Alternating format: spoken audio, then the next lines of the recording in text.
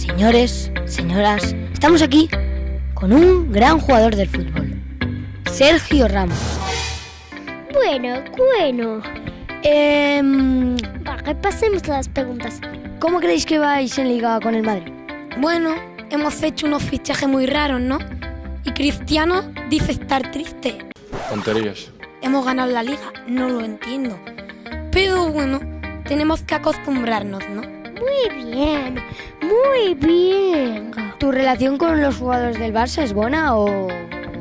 Bueno, son un poco mala gente, pero bueno, tenemos que acostumbrarnos porque Del Bosque nos riñe cuando estamos en la selección, ¿no? Así que es lo que hay. ¿Te llevas bien con el presidente del Madrid? Bueno, él es el que me fichó, ¿no? Nada que decir. Aquí pasamos a la última. ¿Y habrá nuevos fichajes aparte de los que habéis fichado?